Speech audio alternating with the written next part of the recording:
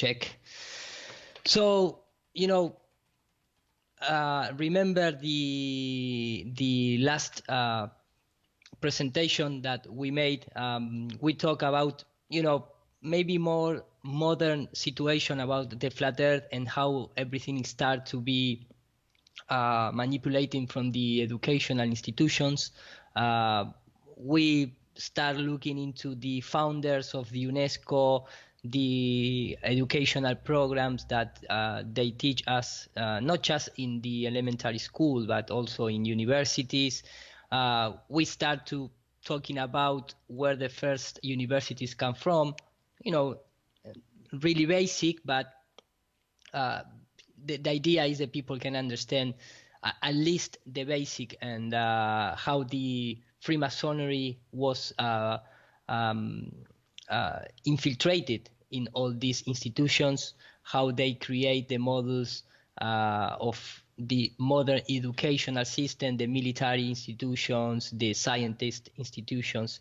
And we come to the end that we start talking about, or not talking about, but presenting the alternative educational system that some of the elite people use, which is the trivium and the quadrivium. It's not the only one, but maybe it's one of the most common alternative. And of course, they self saying that this educational system is based on free men's, opposed to the typical servant or slave education. So every time they treat us as slaves, and we start to looking into why for us is so difficult to understand the symbols and the gematria, because we didn't get that into school. So for example, when you see the field court in the baseball game, you don't understand that the drawing of the field is a Masonic square and compass. Mm-hmm. Or when you look into another sport, you don't be able to understand how it was made or built based on rituals or symbols or, you know, gematria itself. So that was, you know, just very quickly trying to understand this concept of understanding the universe in terms of energy, frequency, and vibration, and not refer only to empirical experiment. Also, we must be taking into account that our voice, our thoughts are energy, are vibration, and has a frequency. So anytime that you see a symbol, it's also contained these three elements. So the idea of the second part of the presentation is just presenting what I call, but it's just a fashion name called geometrics, which is like a combination of the gematria and the matrix that they imposed over our reality. It's like the elite code. Simply, you know, it's just a fancy name, but the idea is trying to look into our modern world and try to, you know, share with the people what I research based on a lot of other researchers via YouTube, via books, documentaries, you know, regular stuff.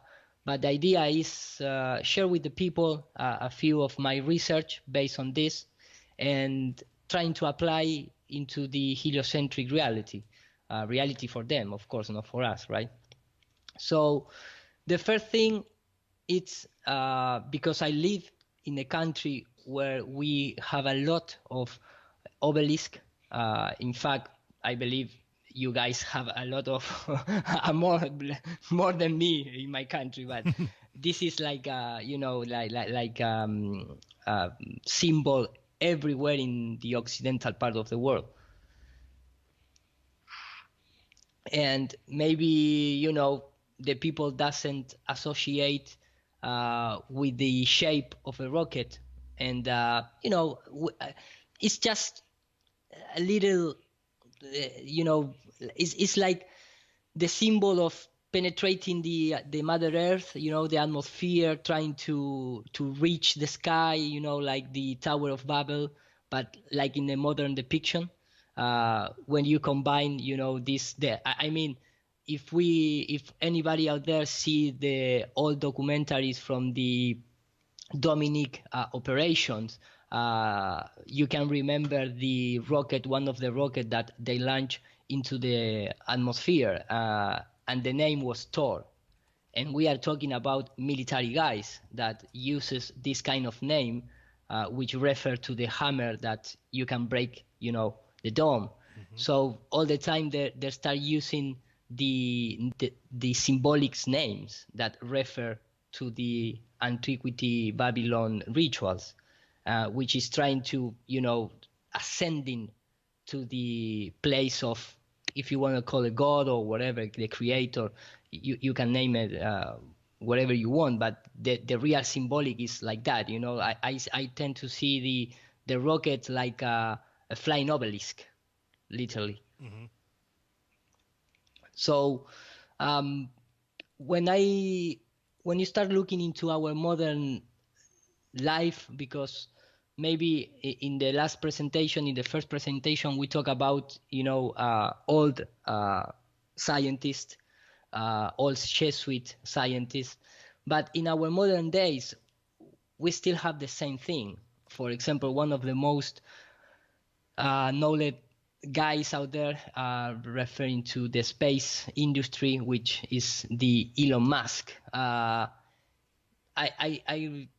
picked this new which was on 14 February 2018, and the title is Ad Astra, which means like to the stars, the hermetic school that Elon Musk created to give a different education to their children. And why he give supposedly a different education, but not the different, is the hermetic school. Mm-hmm. It's not just another educational system. Unhappy with the education their children receive, Elon Musk did what many other parents would do, took them out of school, ad astra, toward the stars, surrounded by a halo of mystery and secrecy. So, I mean, this guy supposedly, is like the new genius of the 21st century, supposedly. But supposedly. Supposedly. But, all the time, look at the symbol, look at the logo of the new school, which is Ad Astra School. You can clearly see the symbol of the Illuminati pyramid that you can find it in $1 bill. The name, is really a strange name because Elon means light in Greek and Musk means younger son. And this is not the first time that you can combine those names to trying to, understand that they are just symbolic names. It's like the guy who is behind the binocular telescope of the Vatican, the guy Consolmagno is the surname. Consolmagno, which means in Spanish is with the magnificent sun. So that is the surname. Right. I mean, you're not making that up. Exactly. And for example, let me just open. This is out of the presentation, but I never like to interject too much because I don't want to spoil further parts if you talk about it. Do you talk at all about Wernher von Braun and his book and Elon Musk? For example, I didn't have it here, but please share with us. Well, yeah, I mean, if you haven't read it, and some people have seen it, that the head of the Mars Society, or the group of elders, is called the Elon, the E-L-O-N, the Elon, in Wernher von Braun's book, and isn't it a coincidence that we got Elon Musk? Go ahead, though. Exactly. Yeah, it's in the page, I believe, 76. I'm trying to find here in my computer, but what kind of, this is the book, Project Mars, right. Technical, and it's really nice because it's a technical tale. It's not. Oh, I was confused. I thought it was like a fairy tale. No, it's a different kind. No, it's different kind, man. It's different kind. So here is a technical tale. Like it's like, see the it's like the. It's kind of fake, but kind of real. Yeah, exactly, exactly. But it's like the Bible of how we can live in the in in Mars, right? Because they use the same kind of concept for illustrate our modern concept of living in Mars. It's just the same thing. So I was trying to find. I'm not going to lose time, but that is the book. You can find it. Here is. I mean, what kind of coincidence could in the heliocentric Big Bang universe can give you this? Martian government was directed by 10 men. The leader of whom was elected by universal suffrage for 5 years and entitled Elon. I mean, in quotation marks and everything. In quotation, yeah, of course. Yeah. So here we have Elon Musk. You know what kind of universe that can happen? The same universe where it ends up that the sun and moon are the same size in the sky, but actually 400 times different. That kind of universe, I guess. That kind of universe, exactly. Magical. Magical. The fact is that, for example, a few months ago, Elon Musk was elected as a fellow of the Royal Society of London, and that is real life. This is the tweet that he made. Of course, the Royal Society is based on the Sir Francis Bacon knowledge, which was a Freemason. We have books, really interesting book like The Invisible College, The Royal Society, Freemasonry, and the Birth of the Modern Science, because the modern science was based or was created or at least presented by Freemasons. Of course, the heliocentric model and the education, like we share in the first part, was created by the religious people. But to the ordinary public, it gives us from the Freemasonry. They are, behind the modern science, the birth of the modern science. So, of course, these guys also belong to the actoral, realm, actoral kingdom, like the Grace Tyson, like Bill Neal, like so many guys out there. And, with this kind of picture, I really doubt that he's the son of the light, but I doubt it. Who knows? But you never know. You never know. Exactly. You never know. But all the time they play with us. They do this kind of symbolic thing in his presentations. Of course, people out there can believe no, but this is forming the X of the SpaceX. But if you go a little back in time, the same symbol is used by the Skull and Bones. So then you must make your own research and find the truth. If you believe this is just a coincidence or is part of the Royal Society, which is part of the Freemason, which is part of the Skull and Bones, which is part of the Illuminati, and blah blah blah, it's up to you. But if we keep going into analyze at least the who is behind the space. I'm start with this example, with this modern example, which is Elon Musk, because he's out there in all articles and news and papers and things like that. But when we start talking about the creation or the founder of the modern space science, we must start with Bernard von Braun and that other guy. But for me, one of the most iconic and occultist guy out there is Chuck Parson.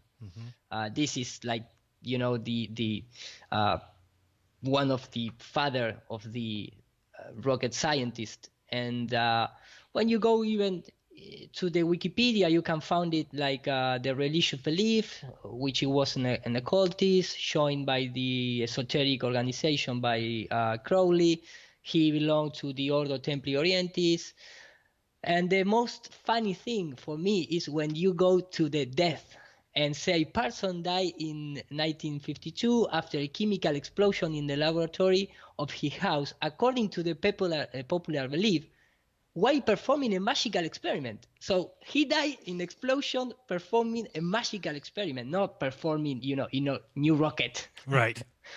So, and anytime you're trying to explain to the people that the science is, totally infiltrated by these guys, they don't even consider this the thing. And one of the most important is that he prayed to pagan god Pan.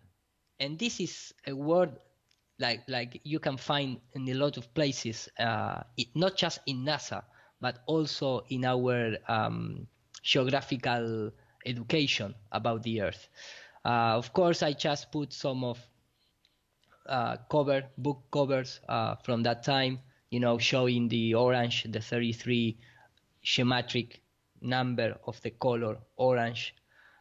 So that is why they use this kind of colors, the 66, 66 cents of six of, all the time you're going to have these symbolics behind what they do. But when I see these people dressed like this, right, and try in my mind trying to also putting into a NASA headquarters, working every day, trying to find a way to get out of our planet. Mm-hmm. There is something that, is make some sparks.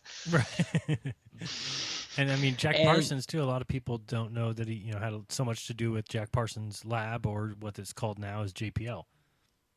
Exactly. Supposedly the Jet Propulsion Laboratory, but also had that the name of he. And something that I want to mention about the names and things like that, I'm gonna come later because I don't want to mix up so much. Right now I have my brain trying to think in English. So I mark the part of prayer, praise to the god Pan, because, for example, when you start looking, you're gonna find this symbolic of Pan everywhere. This is the real Pan. The real Pan is a demonic pagan god of sexual perversion, pedophilia, penis erect, which is like an obelisk, like a rocket, trying to penetrate the Mother Earth. Phallic symbol, trying to drop off its deposits out there in space. Yep. Exactly.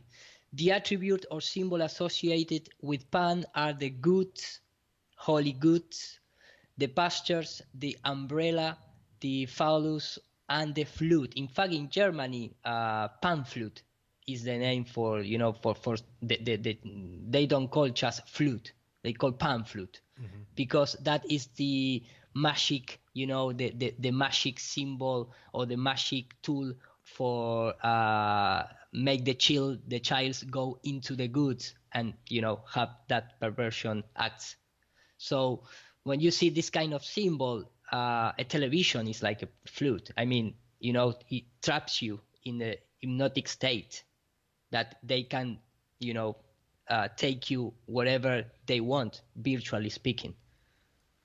So, for example, if you go to this image on the on NASA archives, you're gonna find this picture, which called Robert Bree Pan, and then they have another picture to the right in other separate file that continue anoramic, oramic. So why you split the word pan, oramic like that? I mean, you can split whatever you want, but if you start looking in this kind of symbolic things, you're gonna understand that this split is on purpose. Is to, or at least I like to look in that way, because when you start to connecting the dots, you're gonna understand. Jack Parsons loved and prayed to the god Pan and create the the GPL. So and played around a lot with L. Ron Hubbard, conjuring up spirits and doing all kinds of crazy nonsense. Go ahead, continue. Exactly, man. So then, for example, we can found the name Pan also in the geographic science, you remember the Pangea, which mean, because the word pan depends of where you're going to find it. If you go to the Greek language or the English or Babylonian language, it has different meanings but the same core, and that core is mean demonic, demon. So when they trying to say that at the beginning the earth was all together, the land masses are all together, and that was the time of the Pangea. It's like in your face telling you that is the land of the demon. And anytime I trying to imagine this, this kind of a scenario, I mean, where is the body center going in this situation? I mean, when the earth was a ball with all the continents together, what happened with the ecliptic and the real balance too, where is the balance, exactly. So here you can start seeing, of course, maybe we can understand why in our days we see a lot of this in the media, science guy and astronaut guys all the time referring to the horns, referring to the 666, the all this symbolic that they camouflage all the time, because when they put this, for example, in historics television series like Star Trek, you cannot associate. You see Obama doing this and you believe that he's a fan of Star Trek, but this is a Jewish symbol also. When you see a rock star doing the horns, you believe that he likes heavy metal. That is how the works in the people's mind.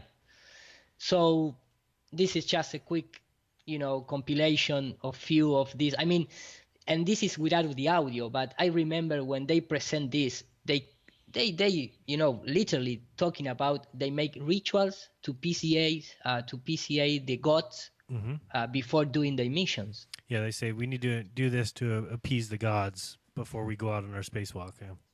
Exactly, and you can see all the time referring to the horns.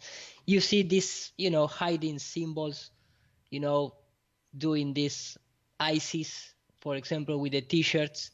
And you have here, for one of the commanders, actual commanders in the ISS that come from German, and he show how you can dry your hair without having hair.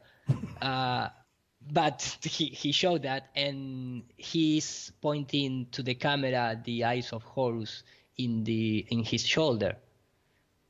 Mm-hmm. And I mean, you can tattoo whatever you want, but you have all this constantly present, not just in the astronaut, also with the guys who works with astronaut, having the demon tattoos, making the horns. And this is just the 5% of you can find it out there, doing this kind of, experiments that I can see in space with one eye, with one eye, but of course you can see with one eye. It's, but all the time they trying to use these cool angles to take a picture, but it's also referring to other symbols. So when you see that the old astronauts are all part of Freemasonry, but with credentials, without even hiding, what you make think that the modern astronauts, they are not in the same institutions. Yeah, it's all new guys now, so they must not be in the same fraternities or whatever. I pulled up real quick on Jack Parsons before we leave that. This is a little article I found. I don't remember when it was, but this is an interesting little line here. I'll read it real quick. It's talking about when he died, and it says, when he died in a mysterious... Oh, it's from the website motherboard.vice.com. But it said, when he died in a mysterious explosion at his home laboratory, the tabloids weren't the only ones to label him a mad scientist. So too did the scientific establishment. The story of Parsons was locked in the attic, hidden in footnotes, and swept under the launch pad of the U.S. space program. But Parsons' scientific legacy is impossible to ignore. He forced the United States government to explore a science that it had previously mocked and laid the foundation of the rockets that carried man into outer space. He was one of America's greatest space pioneers. He just happened to also be one of its greatest occultists. If you were to tell someone you were a rocket scientist during the 1920s and 1930s, they'd have either laughed at you or backed away with a worried expression on their face. No universities taught rocketry courses, and there was no government grants allotted for rocketry research. To the public, rockets were pure science fiction. In established scientific circles, they were even worse, synonymous with ridiculous, far-fetched, the lunatic, a byword for insanity. So isn't it funny how far we've come?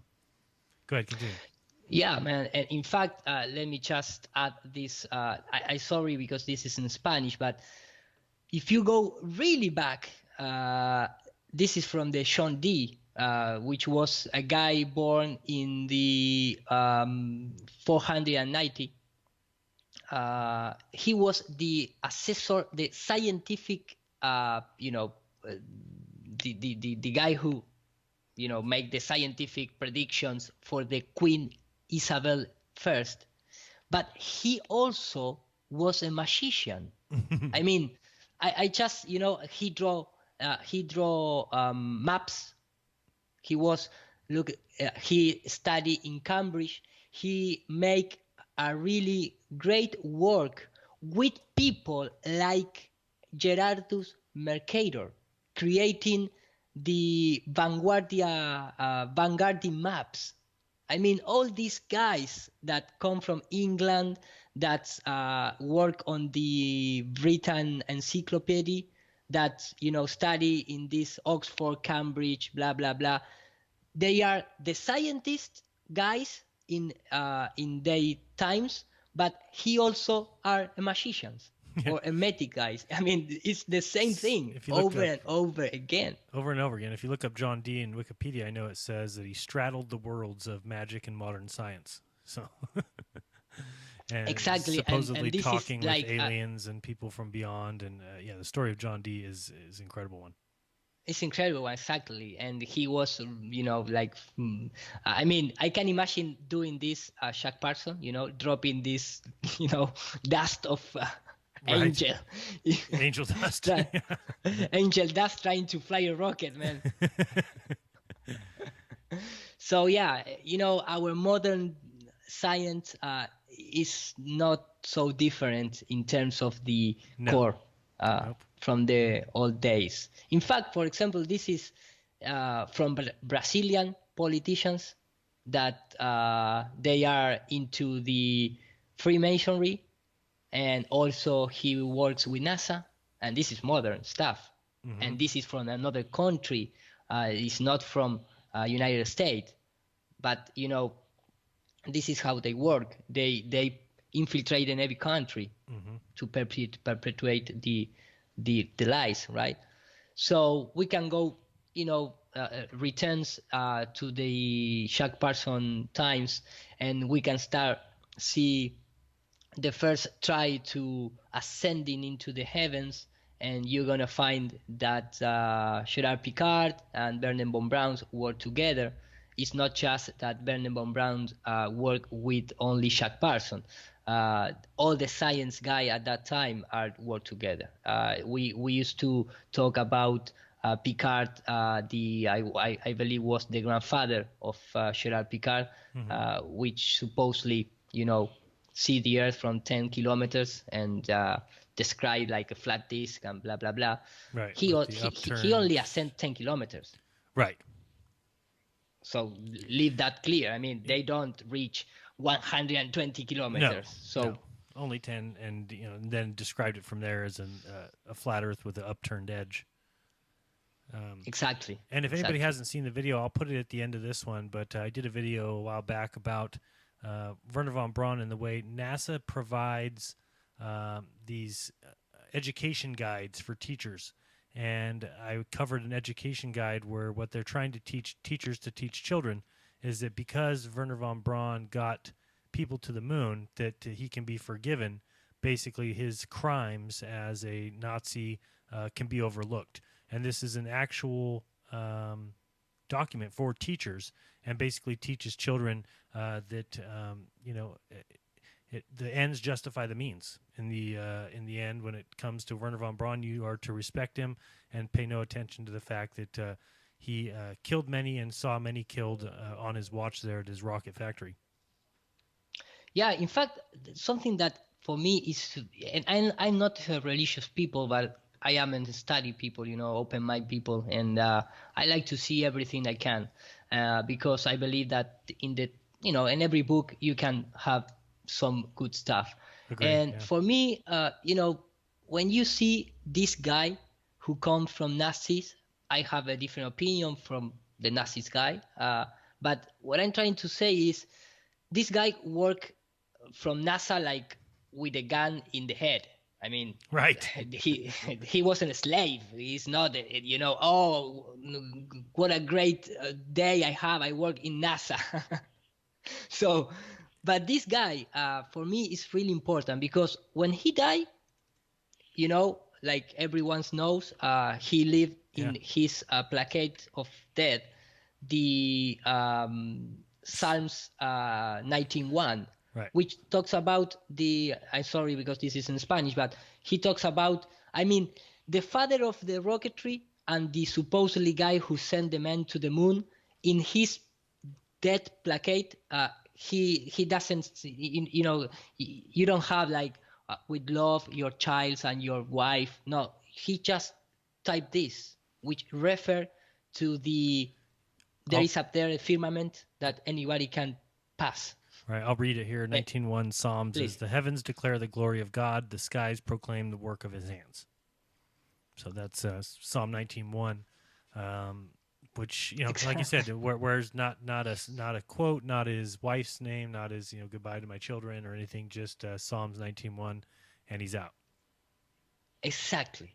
The guy that supposedly sent the man to the moon, and even more, and we can talk about in other episode, if you want to allow me, talk about the Blue Beam project, the NASA Blue Beam project, because this guy was one of the say, hey, whistleblowers, really. open your eyes, because it's gonna come a fake invasion. Alien invasion, and he talks about the Blue Beam project. So, but in all his glory, he worked with Disney, so he isn't like Justin Bieber, he's an artist of Disney. That is just how a person can pass from this kind of friends to this one. Yeah, I've got a video on my channel under the playlists. If you look at it, it's one of the men who was actually in one of the camps, the rocket building camps that von Braun was at, where he said that von Braun ordered one of the people to be hung from the rafters every day. So real good guy, quality guy, got us to the moon. So it's pretty cool. Nice. I didn't see that. So, you can start to see the connections, how everything is mixed up, but they have the same core, which is the occultist, the hermetic beliefs. Even in our days, you can see the parallel, merchandising, like, in the early 50s, the man in space, great by Walt Disney, and in our days, Spaceman. At least they changed the order. It's the same propaganda. An astronaut unlikely journey to unlock the secret of the universe. This guy can even unlock the door of his house. Everybody knows him. This guy which talks about the first time that they was in the ISS control room, and they pray that the astronaut up there show us they are really in space. I shared this in Globalisation show. Yeah. So this guy, supposedly he repaired the Hubble telescope, and well, you can see the parallel, situation here. Didn't he? He's the one that was on the interview with Mark Sargent as well. Exactly, and he was member of Freemasonic lodge also. In fact, I Rob Skiba show that document. So again, you can see all the time how they share the same beliefs. In fact, at that time, Walt Disney has an educational company. Walt Disney, educational media company. Well, And look what they're buying yeah, too. They own everything now. I mean, Disney owns Fox and ESPN, and I mean it's going to end up. I mean, it'll be Mickey Mouse all over the place. yeah. But in fact, the first, like Disney Park today, but at the beginning of the '60s, trying to manipulate or set up the brains of the people, they create the first inner space adventure park, which is this one. And all the games was financed by Monsanto, the same Monsanto that is all over our plants. Right, vegetables and fruits. Exactly. Here you can see the logo, and even it's here in the in the billboard. I mean, adventure through inner space presented by Monsanto. And if you go to the videos that are in uploading in YouTube, you can see all the games that they have with rockets and atoms, and all the time trying to make you believe that the quantum physics is real, the rocket is real, the space is real. But this is all set up by the kind of institute like the Tavistock Institute of Human Relation that was created by the Rockefeller family and other guys, of course. So I mean, they are really magicians in terms of putting ideas in your mind, and they're gonna use whatever they want into their hands, basically. And you have to look at the middle of the screen there. You'll see the Walt Disney logo, and the 666 is painstakingly obvious. It's not even like somebody's having to go through a stretch, or maybe they're flipping one or something. I mean, it's completely obvious. Another one is, I'll show you this one. Have you ever seen this logo for CERN? Now, think to yourself, these are scientific individuals, and this is the logo they come up with for CERN, which is clearly 3 6s. I mean, same thing with Google, and Chrome. Exactly. Yeah. Same thing. You know what? The 666 means son, God. Son of light. So they are, like Elon Musk, the son of the light. The 666 refers the light, the enlightened ones. So that is why they put in. It's not the number of the beast in terms of the beast like a beast. It's meaning the son of the God son. Mm-hmm. So that is why, for me at least, they put it, because it's like a symbol, like say, we love the heliocentric model because we created and we are son of that model. Right. Yeah, it's the same thing as like the Masons worshiping the architect of the universe. Well, yeah, there is somebody that architect your universe real well. Exactly. Flying planets and orbits and suns and comets and asteroids.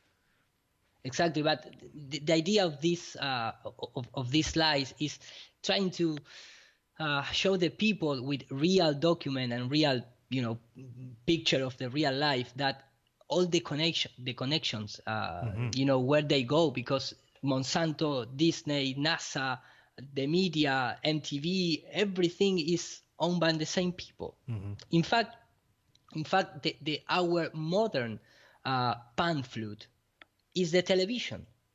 It's just the actual television, because when you and I know that a lot of people know that, but just for the new ones, when you open and go to this patent, you're gonna see like refer to the monitor, but it's not patented by monitor. It's nervous system manipulation, but electronic fields from monitors.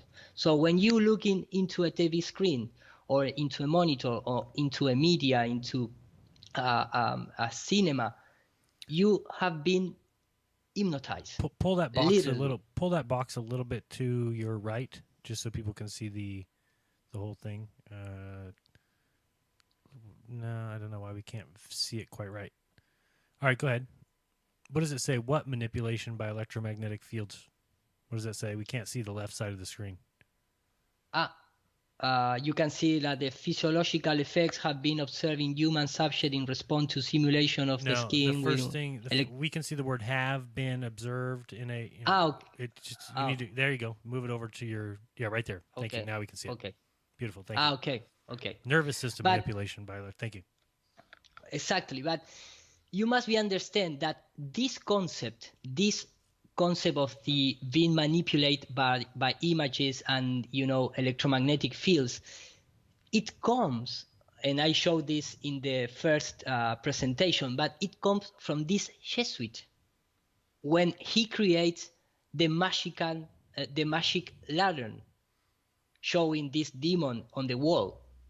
I mean, the holy good that is the most important industry based on pictures and cinema, is belong to these Jesuit orders to use symbology, secrecy, magic, Kabbalah, alchemy, occultism. And this guy, if you see the first episode, you're gonna find that this guy was the first to promote the core, the iron core in the spherical Earth and the Coriolis effects, and so you must understand how deep these things goes.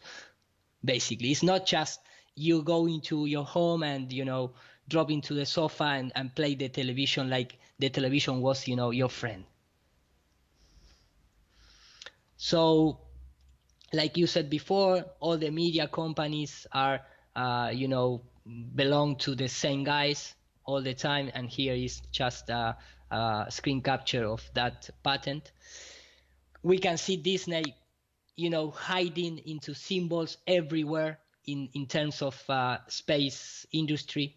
We can see the Mickey Mouse in the ISS doors. We can see the Mickey Mouse in Jupiter's surface. We can see the Pluto face in Pluto planet. I mean, we can see astronaut in Disneyland, of course, man.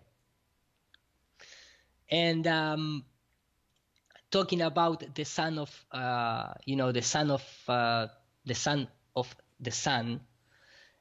child of the sun and things like that, we can start see in our modern system where NASA fake the ISS, because NASA has a device called Argos, and I'm gonna show you in a few moments. But why they choose the name Argos from NASA, devices? Because Argos means the son of Zeus, which referred to the creator in the Greek mythology, or the sun is all the same. And you can find the symbol, because you can type Argos or you can draw a lightning bolt. It's the same thing. This icon referred to this name, and this name referred to this icon, and this icon referred to that god. So you have multiple layers all the time to tell you the same thing. And you can find it in the military patches, or music artist, or even Chris Hadfield drawn his in his face, because he's an astronaut, but he's also like like a sex symbol in our days. So you can see magazine cover. This is from I believe early of this year. This cover, I can't remember the McLean's, I believe, is the McLean's, yeah. the name, the name of the magazine. But why these guys decide to accept the drawing of the thunderbolt symbol? Because they refer to the same kind of worships. So when you translate this into NASA devices, you're gonna find the NASA Argos system, which is the system that they've been used from the moon landing fake the supposedly low gravity. And you can also find, let me just post this. The Argos system from NASA is just the system that they use to hang out people, and simulating or training the low gravity environment. But it's a really, let me open in the other monitor. It's really curious thing, because the modern devices for faking the ISS low gravity environment, it comes from the magician, from another magician guy, which called David Copperfield. Because David Copperfield, I don't know if you know that, but he belongs to the Masonic order also. And he admitted in few times. One of the most iconic times was in the TV show called The Price of History, transmitting into a History Channel. I don't know if you saw it sometimes, but let me just in this episode of this TV series, we can see here David Copperfield, and David Copperfield bring to these guys this antiquity object to make a restoration. He brings that, but this object is not just a random object that David Copperfield find in his attic. His article or his this object belong to this Masonic ritual. And even you can see the dress of the Masonic guy here, which is really close to the prisoners when you go to the jail, in old times. Mm-hmm. Slave. So yeah, exactly. So in this episode, I'm not going to play the audio, because you're gonna have maybe some copyrights. That is why the image is inverted. But in this episode, and anyone can find it, he talks about like he belongs to a certain group of people, which is a lodge, and this object is being used for initiated people in the Freemasonry. This was a ritual doing, it's called the Reading the God, the secrecy, masculinity, and fraternal high hints in the United States. And this is a ritual from Masonic guys. This guy create the system that you can hang people with two, really tiny cables about 1 millimeter thick, and support more than 100 kilograms. And not just that, in the 90s, he make all the shows, with, floating in front of people, doing all kind of, turnings and twists and flying in front of people, and you are not able to detect that. So that kind of technology, for me at least, is applied in our days, and that is why the astronaut, they want to make some turns and they been stuck, or they fall down into the ground because the Argo system, fail, and we all seen this kind of errors in the ISS. But the idea is show you where it's come from and how was performed in time, but they still have errors, and that's obviously is wonderful.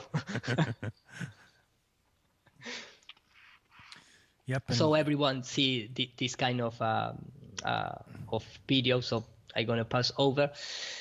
Then you have some patents out there that there are devices from NASA that's all the time they trying to simulate reduced gravity conditions. They have a lot of equipment and technology. The ISS is a mixture of a lot of techniques. It's free falling over the planes, it's cables, it's digital compositing, it's underwater training. It's not just one system that they use to fake. No. And you can detect very easily, because when you see this kind of movement when where these guys move so freely, it's not in real time. is not on live event. It's on documentary event, because they have all the time to post-produce these things. But when they are live, they just make one movement up and down and talk front to the to the camera, and they don't do anything else.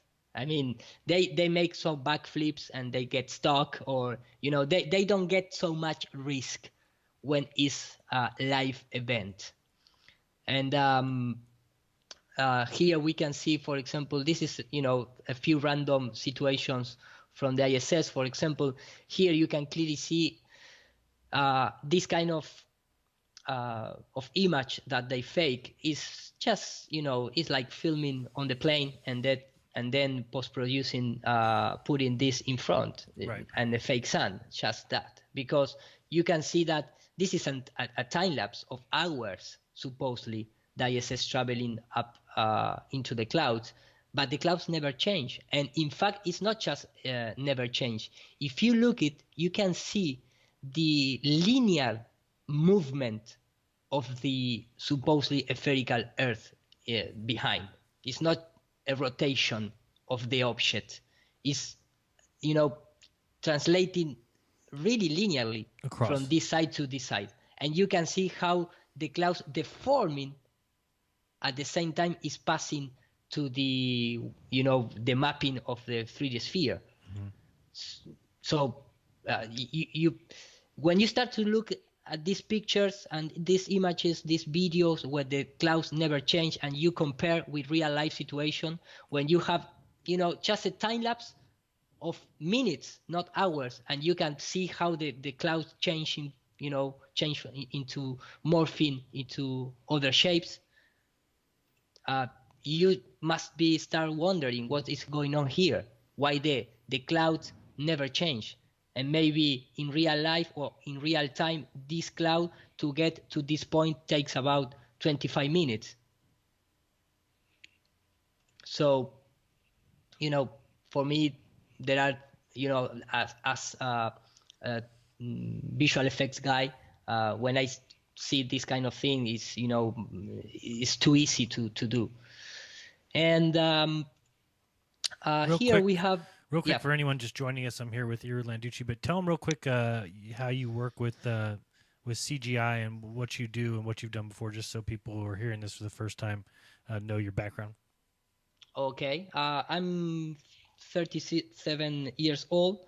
From the 18 years old, I start working on computer graphics here in Argentina. I work a lot of with and I still work with television companies,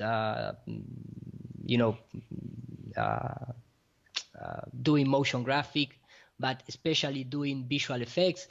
In fact, I created a lot of spherical Earth during my my work in my regular work. I delete that slice here, sorry. But this is my, anyone out there who wants to check out my experience. This is my webpage. It's called Studio MOX, and this is the studio, my studio that I have with another guy here in Argentina. And I create a lot of motion graphic things and visual effects situation, and I was even work with History Channel doing satellites, for example. And at that time I never start thinking about, look, my demo reel of 2014 start with a spherical Earth. I mean, way to go. Shill, unbelievable. Yes, I am a shill. And I have so many troubles, mapping the maps that you can download from the official site of NASA, because NASA provides you all the rectangular maps for mapping into a sphere, but you always have problem into the poles. When you're trying to map a rectangular map like the Mercator map into a sphere, you're going to have that weird stretch into the North Pole and the South Pole. Mm-hmm. And I've been, literally turning crazy, tweaking the maps for having the correct shape of the mountain in the south. And now I understand why we have that kind of problem. But I mean, I just play this, for illustrating my background. Well, good. Thank you. My skills. So I'm going to take it out. Awesome skills. Yeah, continue. I wish I had those skills. I'm very jealous. Okay, and that is why I enter into the flat Earth movement or reality based on the shit that I see of NASA, because all my life only see documentary from NASA in the Argentinian television. But when you start looking into real live footage, even in the own channel of NASA TV, I never saw that at that time. And when I saw it, I start thinking, hey, that kind of effects is the same effect that we use in movies. I mean, what's going on? Right. And you never go back. Once you see real life footage from NASA, you never go back to the... I'm the same way. I only saw the occasional launch or whatever might be on TV, so I never saw any of that stuff. It wasn't until I started looking at one spacewalk or looking at a live footage from the ISS that I said, hold on a second, this is fake as shit. Yeah, totally agree, man. And for example, a few curious things. This is the Thomas Pasquet astronaut from, this is a French guy. And he used this patch, from his mission. And it's really strange because they put the shenanigans into the patch, which it's not just they put that word, it's they going to tell you the history of this patch, even in his own Flickr account or Facebook account, because this is everything that I show in my slides are screen capture from the real account or real image on internet. It's not just that I make it. In fact, here you can see the Facebook link to this picture if you want to check it from yourself.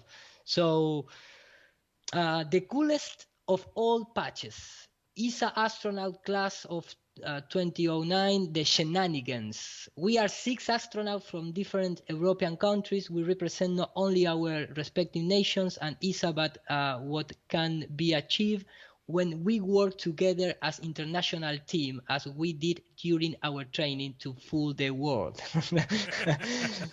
And here comes, a lot of histories go into the name and the design of the patch. I will tell only a few. The patch is shaped like a cupola, has 6 stars for the 6 members of the selection, and sport the motto of the astronaut corps. The rest is secret. Why is secret? Jeez. All the time they are occultist guys. Yep. So all the time they play, with secrets. They love secrets, like this kind of. Yeah, and I have wrong button. I have a little screen up here, browser. Sorry. Just some pictures of hear no evil, see no evil, speak no evil. This is like the astronaut mantra. If you type that in, and you'll see they always take pictures where 2 of them will be, 3 of them are speak no evil, see no evil, hear no evil. You've got it here as well. So yeah, take that upon yourself to think about what that means. Go ahead. Totally. In fact, if you turn the 09 upside down, you're gonna see 06, and 6 members, 6 stars. All the time they play with these numbers because that is the gematria. That is the code that they use all the time. Just communicate himself. It's nothing more than that. But I have here, a little clip because I have, when people, I like to understand the real life events. And when you start looking into how many times these guys trying to, distract us or justify telling that, hey man, we are real space. you must be wondering that something is happening, because you don't see a military guy trying to, justify one of the things that they do.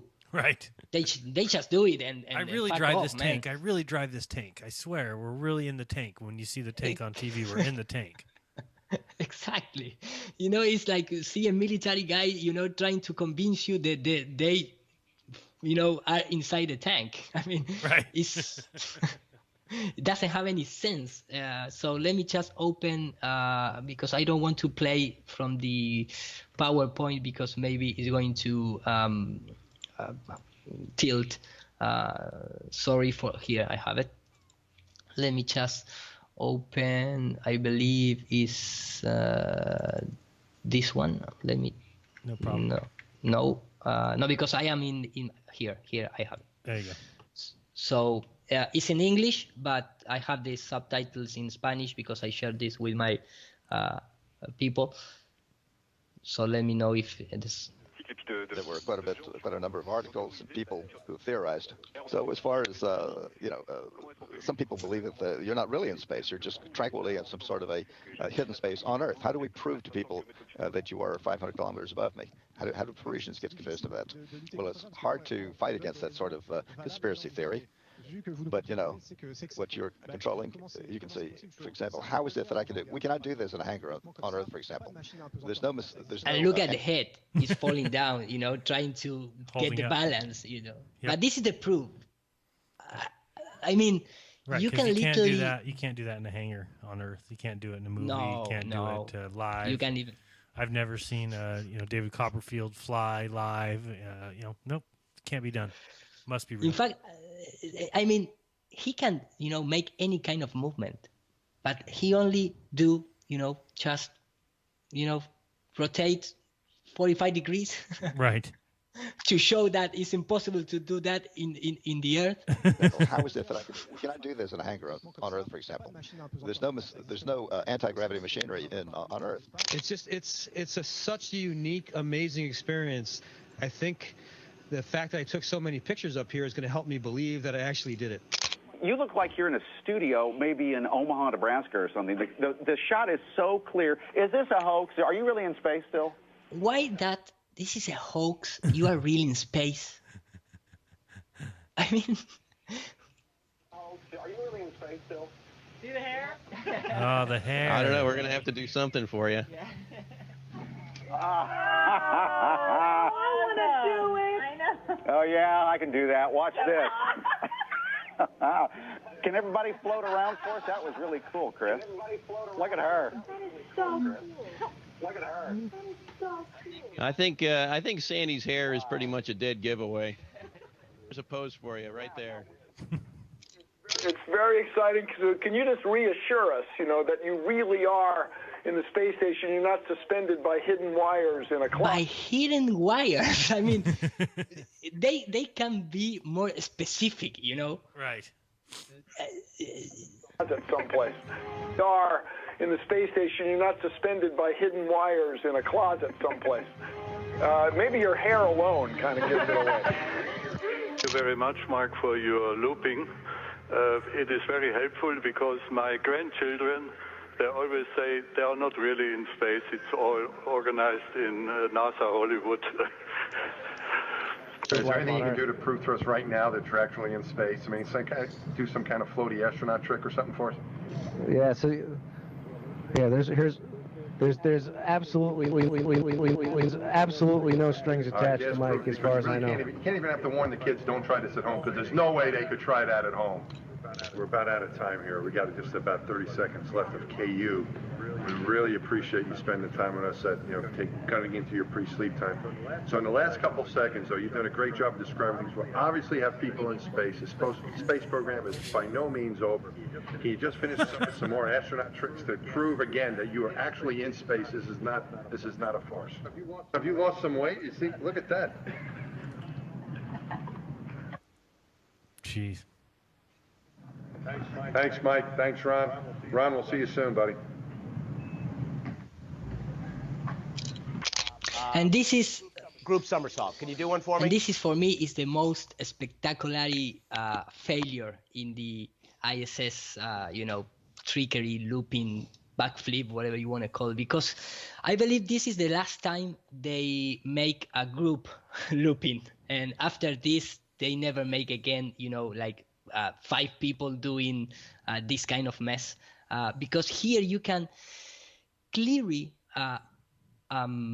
hear the Argos system, and that is why all the time, when they pass the microphone, they turn off, just for passing 30 centimeters to the next guy. Right, you get to turn it off. You need to turn it off, and then that doesn't have any sense. At least you are, trying to hide some kind of sounds. So they're gonna start that somersault group. Yeah, no problem. I think we can do that, right? So I rise up the sound level, and first of all, the guy in the back, before even these guys agreed to do that, he jumps like David Copperfield straight up to, trying to clean up the scene, and you're gonna hear it like a which start making, you must be imagining that up in the ceiling they have all these tiny servo motors that control the weight and of the wires that they are hanging on. Somersault. Can you do one for me? He comes. Yeah, no problem. I think we can do that, right? That is the first. Then, they make all these turns, and Scott Kelly, or Scott Kelly brother, because I can identify, he got stuck, and he can, flip again to a regular position, because I believe that up in the ceiling they have some kind of mess in terms of wire that they can't go back to the regular position. So this guy start to being stuck in the arms, so they can move the arm, and he needs to go down, because here we have 5 people. So let me just take a few moments to explain what I believe is happening. Mm-hmm. So this guy needs to go down to unwire himself before start moving. Not as graceful and as he do some kind of things with the hands. It could have been. Then that's why we usually hesitate. This guy comes through the camera trying to distract the rest of the picture. But it's certainly fun to do. But this guy and this other guy, they are like stuck together. So at least they are start moving in the background. Having some fun up there. You're not going to the Olympics with that. Keep the day jobs, guys, or night jobs on this mission. So the red guy is going to, stop the movement of the other, and you can see the face right now. But we're going to continue. So he's going to move the arms, trying to, get the rest position. Like that. Why he moved our night jobs on this mission? The arms like that. Okay. But Scott Kelly, or the brother, he still are upside down and high, and he can't, go back into the rest position. So he's still, and here is gonna come one of the most, historic errors up there, because this guy, which identify the problem, he gives like a warning sign to the operators, trying to tell, hey man, it's all control. I see the problem. Let me just push the button, and he's gonna make this hand movement like that, saying, okay, I see what is happening. So they're going to go off screen, and he's gonna extend the left arm and press something. But this time, because the microphone is still open, you're gonna hear it, and not just hear it, the sound. You're gonna see the cloth doing 2 movements in straight angles. So I don't know who is going to explain this. And you can see here.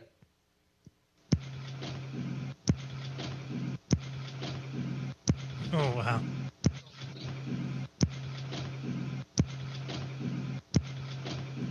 So what's going on? I mean, why the cloth behave like that? And why the cloth behave like that just in the same time that this guy pressed something out the screen and you can hear the system being released and the cable moving the cloth. Yeah, Miles, and I'll send you one of these bracelets. I would like one. Thank you. And they, start scratch himself trying to, because maybe the wire is,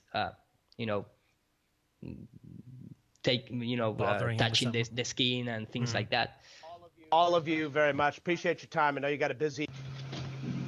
But you know what I mean, man. I mean, that kind of movement. Absolutely. It's impossible. It's impossible. In fact, when you start understanding this Argo system, you're gonna see, for example, in this video here. Let me go back a little bit. I believe it's in this one, which the most of the people just paying attention to the little finger. There's so much more going on with the two in the back. Yeah, exactly. In fact, this guy, immediately when the front astronauts start to doing the backflip, he jumped to the ceiling and touch another button. I don't know. We're gonna have to do something for you.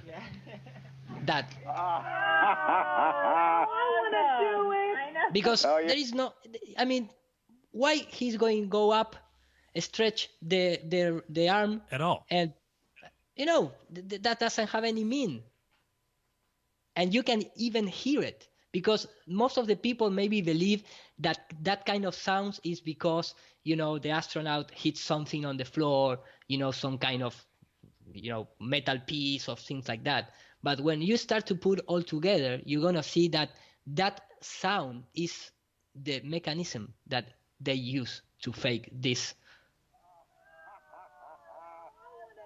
In fact, you have here two movements of the arm. One which is like, turning into the center of the arm that like is, avoiding some kind of thing that are in that situation. Then go to the floor. Even that girl look at her pointing. Yeah, she points. Pointing like, hey, press the button, because if not, we are all in trouble. And when you see that, I have this video here, and please, this is a new one, but no, it's not just a new one, but it's from our year. You must be see here in this background monitor, the astronaut is in front of the camera with the two arms on the ceiling. You can see it there. Mm-hmm. So first of all, look how the camera, when start, recording the event, the camera start recording, so early that you can see how the cables are pushing the astronaut back.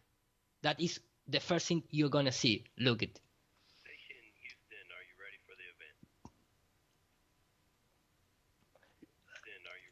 I mean, let me just start again. Look how the astronaut go into the front of the camera, rise up the right arm, push something, which is the Argo system, and then you're going to see the reaction into the body. Ready for the event. They push the button, go back, and the cables are up.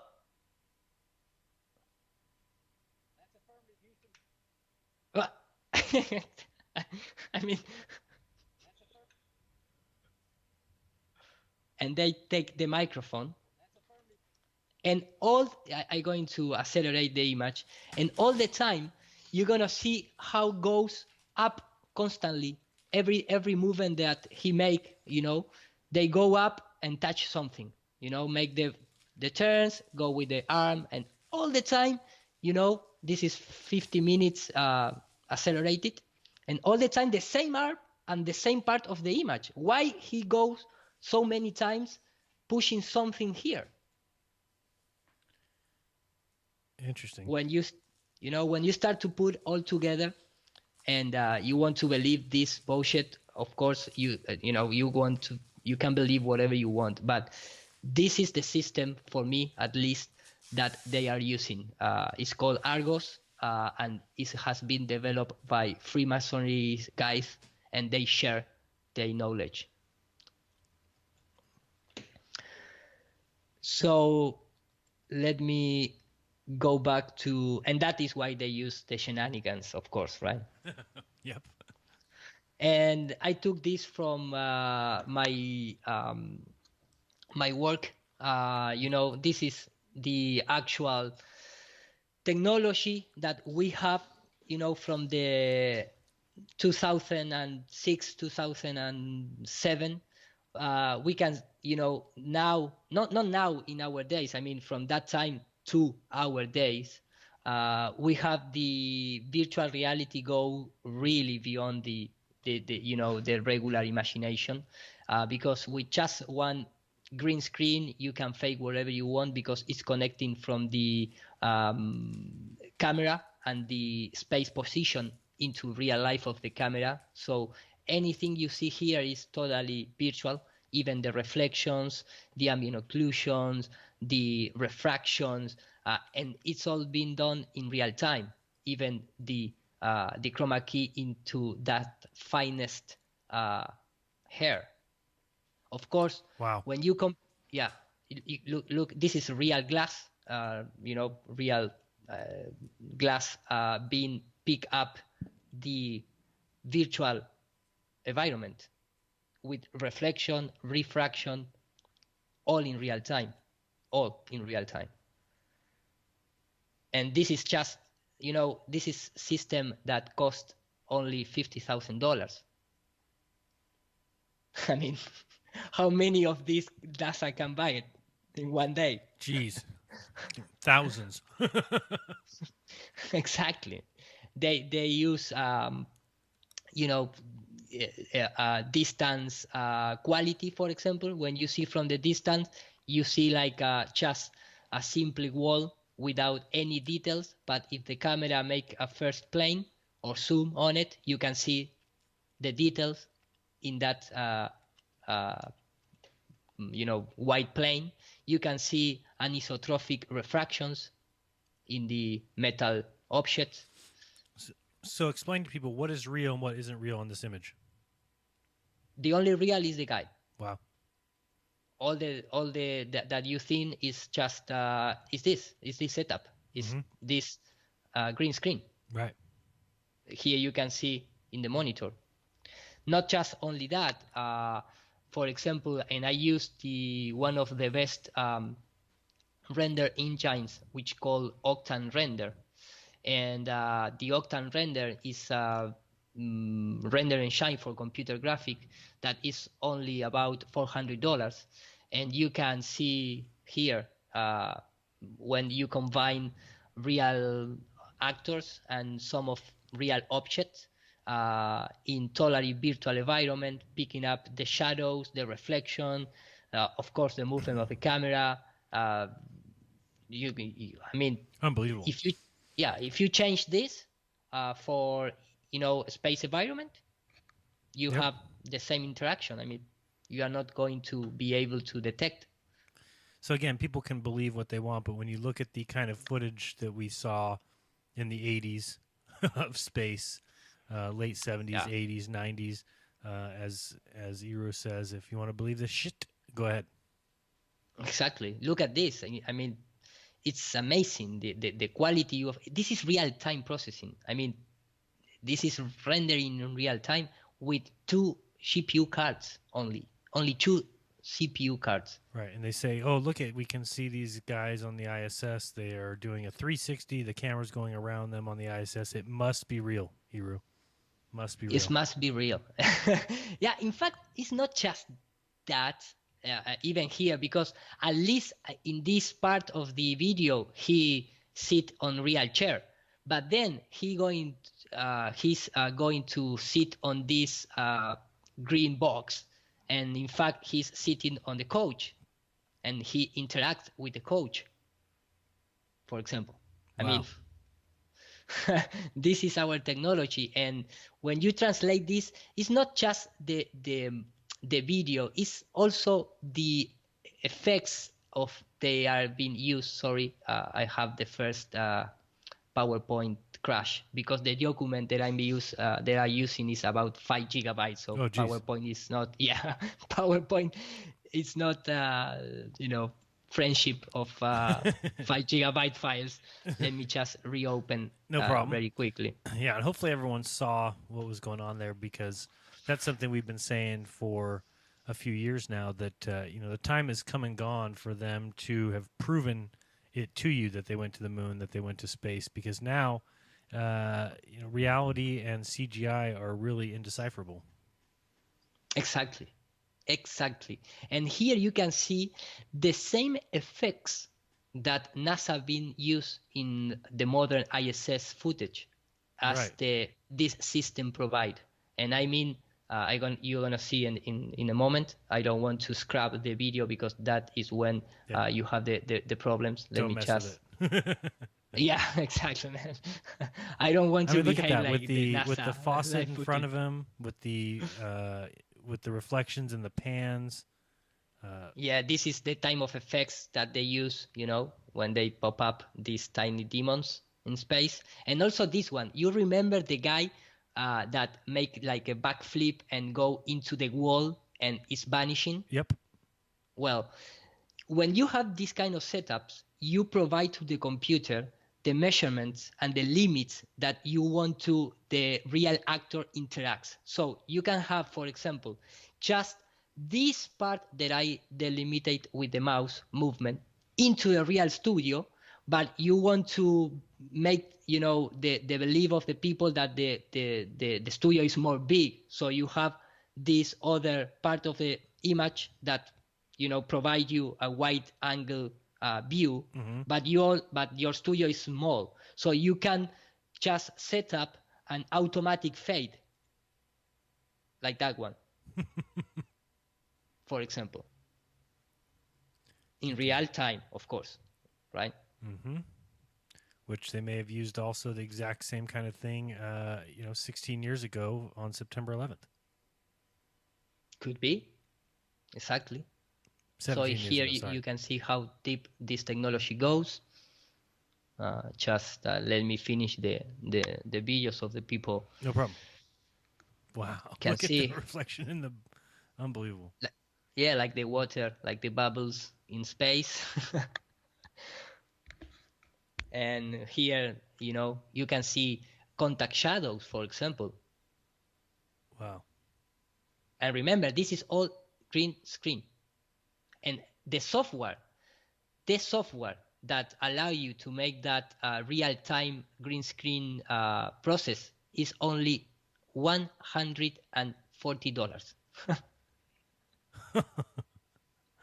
So, and you said the other one was only what was the expensive one? The expensive one is when you buy the camera and the computer and the 3D software, which is about $15,000. 50, yeah. I mean, you can go to the web page, which called this is the brand.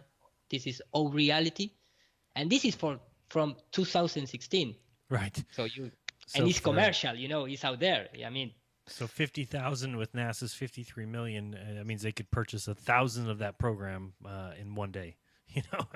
Exactly. I mean, really, it would be, it would leave them with 52,999,000. Something 950,000. So. Exactly. That is why when you see lot footage, this is from the 2006, you can clearly see that the green screen computation is not the same in our days. So that you have this guy totally red without. All the border of the image is being pixelated. You can clearly see if you are a guy who comes from the computer graphic industry, you immediately going to detect that this is a bad chroma key or a good chroma key at that time. But in our days, you can clearly see how the motion blurs and everything else is just, it's totally crap. It's totally crap. Right? Exactly. But they're getting better. They're getting better. I took this video from one of your videos, but for me it's really for illustrate that the people that when they they can delete in real time wires and objects and wherever they need, because you can do it in your own, tablet. You can do this now with your iPhone. Exactly. Yep.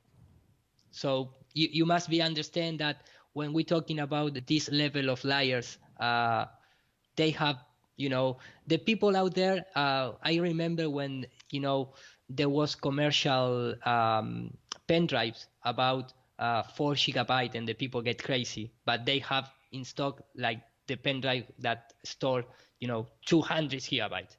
And what I'm trying to say. I mean, the technology that they release commercial is beyond the technology, is below the technology that they have in develop. Right. Yeah. So whatever we have now, they had better than we have now.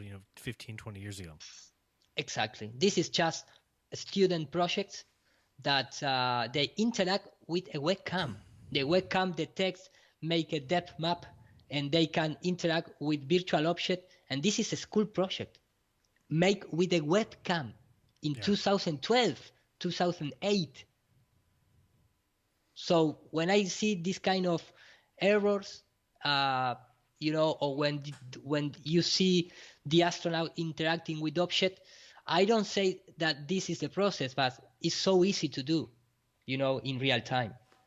Well, when you have when you have people to do it, when you have money to pay them, when you've got time and that's your job, then absolutely. This is a little gravity pocket. And again, all these scientists that we're seeing, all these scientists, all these astronauts that we're seeing. I mean, if you've ever heard any of them interviewed, they're all idiots. They totally idiots. They can't talk. They can't tell you about experiments that they're doing. They make mistakes. This should be the cream of the crop. NASA says it hires 1 out of 4,000 applicants. Give me a break. Exactly. You see the new videos that they trying to normalize this kind of error when the object drop down, and they call gravity pocket. Do you see that? I see it drop down. Yeah. Yeah. The guy have a hammer in the hand and a card in the other hand. If you go here and put gravity pocket, this is the way that NASA trying to normalize to the people they mistake. So they tell that supposedly if you see an object falling down so quickly that, it's like being here on Earth, is because it took a gravity pocket. I mean, but the problem is that they don't talk about the upside gravity pocket, because here, of course, the object going down into a gravity pocket. But sometimes they have objects that go really up. So what is that? Is anti-gravity pocket? I mean, it's a black hole pocket.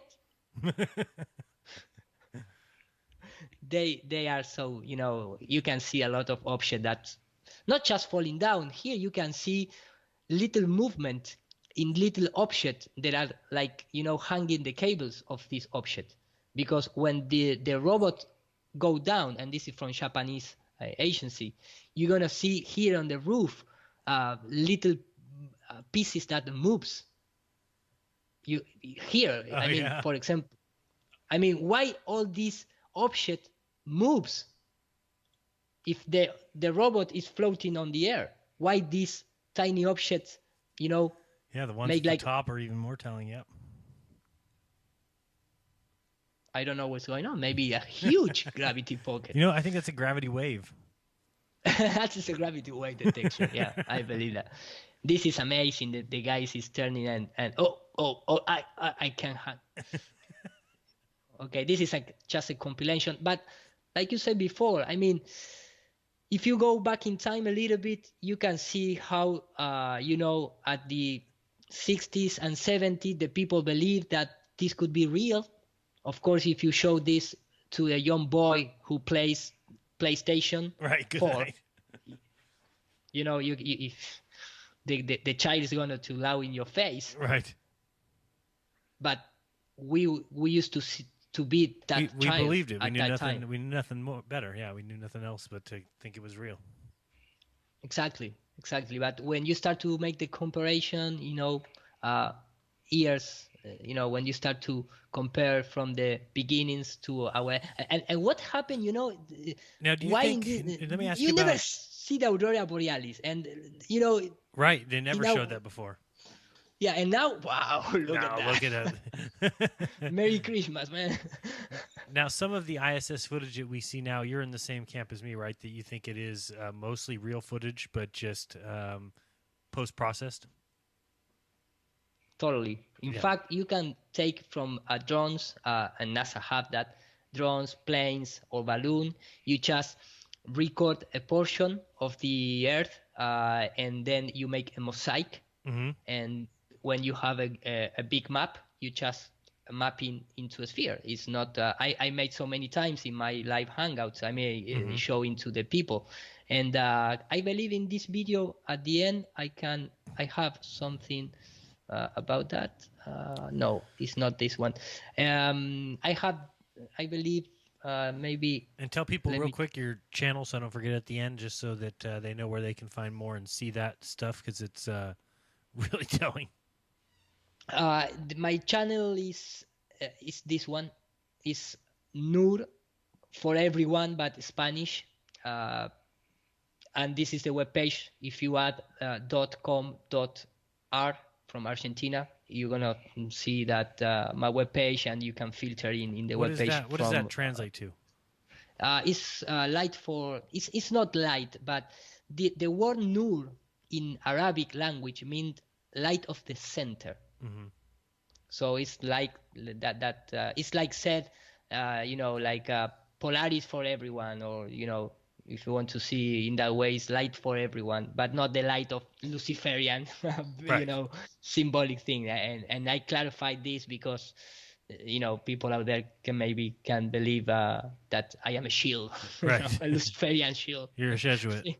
Yeah, I'm exactly. So I'm going to continue. I believe that I have. Sorry, I crashed again the PowerPoint. You broke it. Yeah, I broke it. It's your fault. It's not my fault at all.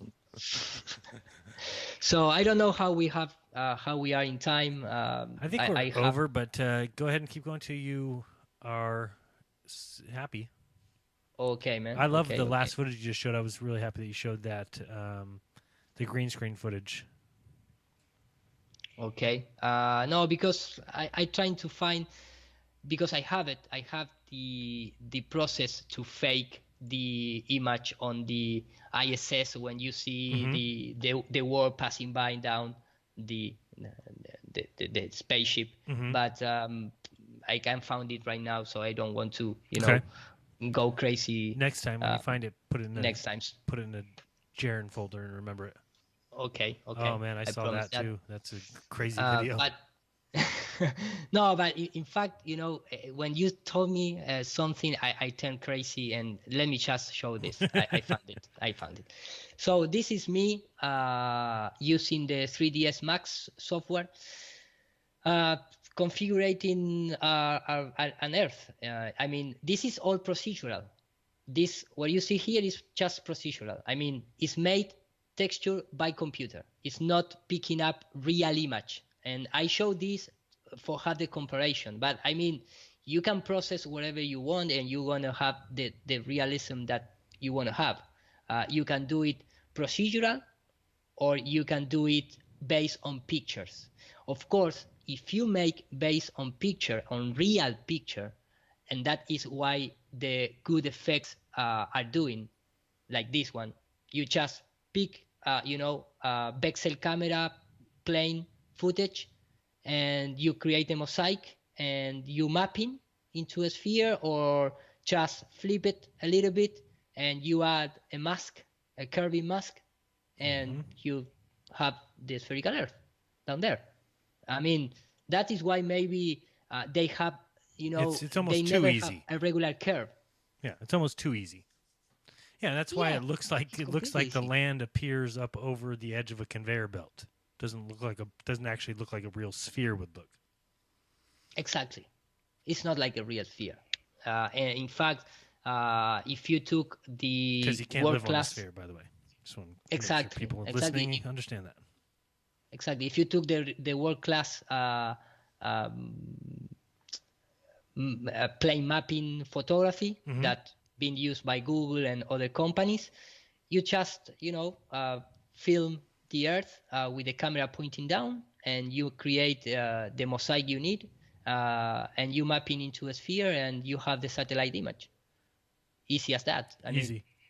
Yeah, that is all the supposedly satellites service are made of all these systems. It's a huge system. It's not just as one object that make everything, like a satellite supposedly. It's based on drone images and plane images and balloon images.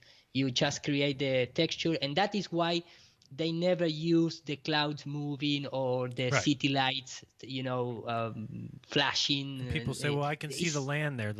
Well, the land could have been pieced together by former high-altitude flights, and then they're just taking weather data and mapping it onto that sphere that he just built, easily. Yeah, exactly.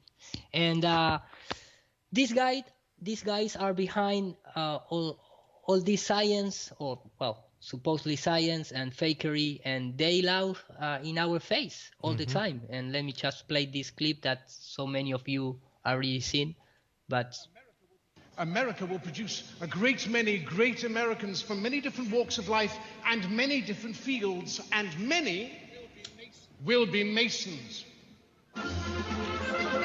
Sportsmen, actors, writers,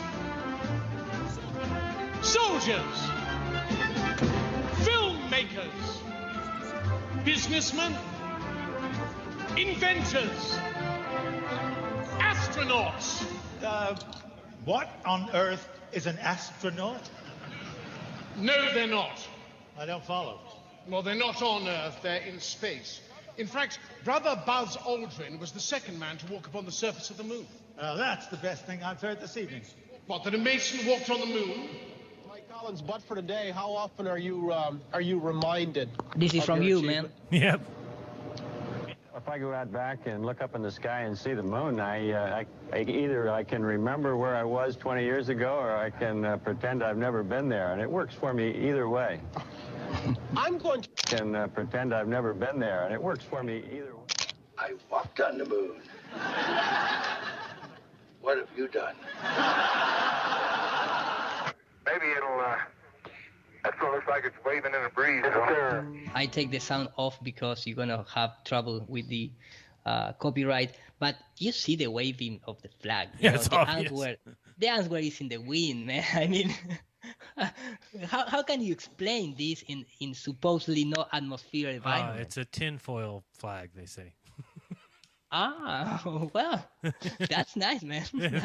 That's a nice excuse, It's really scientific facts. Yeah. So you can see these guys are all connected, and they belong to the same orders, and they swear secrecy. That is the thing. Yep. No, and the brother comes first. The brotherhood comes first. It's in their mottos or their oaths that they'd rather have their tongue slit than to give up another brother. Exactly. And let me just no, I'm not going to get the risk. But you can talk about any kind of scientific numbers, equations from trying to prove that we go to the moon. But when you see these kind of things, I mean, yep. It's go all over the edge. I mean, this is impossible in the moon. But, well, they believe that. So they believe it. Yeah, they believe it. So this is the early stage of Argos that they use in modern fakery. But for me, this was one of the first attempts to, trying to fake the low gravity environment, which is the self-locomotion system, of course, also developed by NASA. That's about what we should have seen on the moon. Exactly. About that supposedly. High. Yeah. About the high, with all the dust flying and go into the earth before lands. And but when you see this kind of comparison, and you see that with this system is the same kind of jump into the moon, in the moon, I mean, there is no any more doubt for me. I mean, it's impossible that these two things are compatible. Right. Before going, of course. Right. There's no way why is it that the physics of these wires are matching what's happening on the moon, except for that jump, of course, because they should have been able to leap the lunar rover easily. I mean, you're talking about, if you talk about a 200-pound man and a 200-pound backpack, so that's 400 pounds. They're only supposed to weigh 1/6, and you would still have the muscle mass that you have as an adult. So imagine being an adult male with the muscles and the muscle mass that you have, and only weighing 50 pounds on a body with gravity of 1/6 the Earth. You would be able to leap 10, 20 feet. Yeah, exactly, man. Exactly. So, of course, for example, the early stage of what know in our days as CGI is this kind of devices, which also is patent, and you can find it on Google Earth, like I did, Google search. And when the people say at that time they don't have CGI, of course they don't have CGI. They have matte painting, and they have analog composition, and they have the best rendering devices that is created, which is the hand of a human. Mm-hmm. So you can paint it photorealism from the early 14th century, I mean, this device is device for producing illusionary effects. And the, I mean, the cover of that patent is a spherical Earth. Right. So they paint it and then they film it. Right. And that is why at that time is more realistic than the modern time. And then think of how easy it would be to map these cloud patterns, and really the only ones you need to even really be completely accurate real time about would be the ones over the land. I mean, it just seems so easy to do. Exactly. In fact, this is real image from NASA Mercury project, when they took a sphere and they painted, the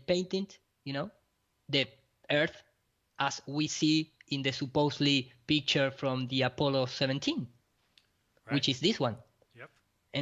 And that is so much easy to do at that time, because right now we have really powerful rendering engine, but we need to wait so long to have our days rendering engine. So that is why they even into the early 20th century, 21st century, they still use painted image or real photograph. Right. Because it's the only way to, try to convince the people. You can see here all footage make like a stop motion, when the astronaut move the head and the helmet is also moving, which is, But if you go to the history part, and I really love to do that, at the same time that the Mercury missions and the Russian missions, because here this is Russian missions and they share the same knowledge, the same techniques, it was this stop motion technique that even the Academy of Hollywood give an Oscar. And look at the movement of the toy and look the movement of the astronaut. It's almost the same kind of steppy motion you're gonna see. In fact, he never move the legs. The legs all the time are stuck, in one position, because they use this kind of system with, a black background. So you don't need to even put, maybe you don't need to erase the cable at that time. So they have all the equipment to do that. I mean, from the beginning until our days, they have all the equipment to do that. And Hollywood is the key. Absolutely. Hey, Ira, we're at 2 hours right now. Do you have enough to do a part 3? Yes, I have enough to do a part 3. If you allow me just to close this this topic, I showed this for these 5 slides more, and we can stop there. Beautiful. Okay, so when you research in the moon hoax, the first name you must be search. It's the guy who is known in the Hollywood. In the Hollywood Brotherhood, like the man who creates the moon, and that guy is Roger Hayward, who was an employer of Disney or Walt Disney. He also was a designer and astronomer.